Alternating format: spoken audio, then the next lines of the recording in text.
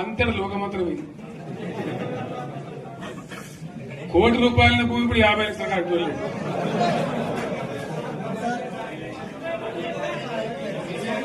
ఈ ఒక్కని బాధ ఒక ఆయన వచ్చింది మన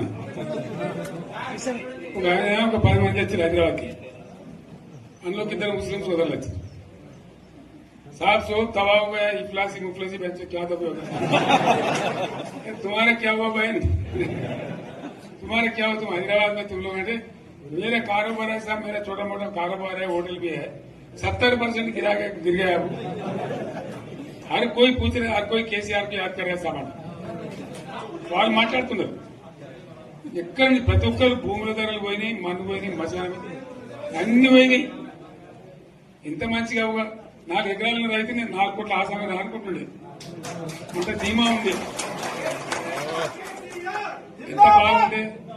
హైదరాబాద్ నుంచి అడిగితే కూడా వచ్చి మనం ఇవ్వకపోదాం భూములు, డిమాండ్ పెరగానే. అంత బ్రహ్మాండంగా మారుమూల ప్రాంతంలో కూడా 40 లక్షలు 50 లక్షలు ఎకరానికి ఉండే. అటువంటిది సగానికి సగం పడిపోయి మొత్తం నాశనం చేశారు. వీళ్ళు ఇట్లే వదిలిపెడితే ఇంకింత నాశనం అవుతుంది. కాబట్టి మనం కొట్లాడాల్సిందే. నేను ఇంకొక మాట మీకు చెప్తా. ఎలక్షన్లలో నేను మస్తుగా చూసిన 50 ఏళ్లలో పార్టీలు గెలితే ఓడతాయి. ఇంత మాయలు ఏడాది లోపలనే కాంగ్రెస్ పార్టీ దొరికితే కొడతాం రాని అంత గొప్పగా.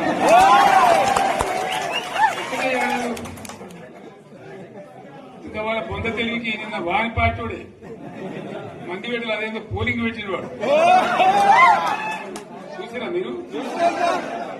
ఆ పోలింగ్ పెడితే 70% మనకు వచ్చింది, 30% మనకి. వాడు పెట్టింది మనం పెట్టింది కాదు.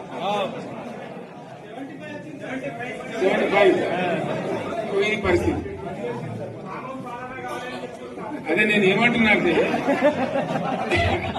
ఫామ్ హౌస్ అంటే ఏముంటది, వారి ఉంటది, మాకు ఉంటది, అల్లం ఉంటది. కాంగ్రెస్ వాళ్ళు ఎంత మనిషి చేస్తే పారబడి తవ్వచ్చు కూడా సంగత.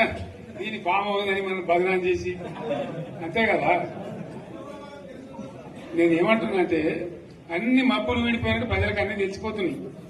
మంచి ఏంది, చెడ్డ ఏంది, ఏం జరిగింది అన్ని ఇంకా ఘోరమైంది నేను చెప్తున్నా. వీళ్ళ తెలియదక్కతనానికి ఏమైంది? నిన్న మొన్న రిపోర్ట్ వచ్చింది. Comptroller and auditor general of India అని కాగ్ అంటారు దాన్ని. కాగ్ రిపోర్ట్ వచ్చింది. పోయిన సంవత్సరం మన గవర్నమెంట్ లో వచ్చిన ఆదాయం కంటే 13,000 కోట్ల రూపాయల ఆదాయం తగ్గిపోయింది. ఇంకా మార్చి పోయే వరకల్లా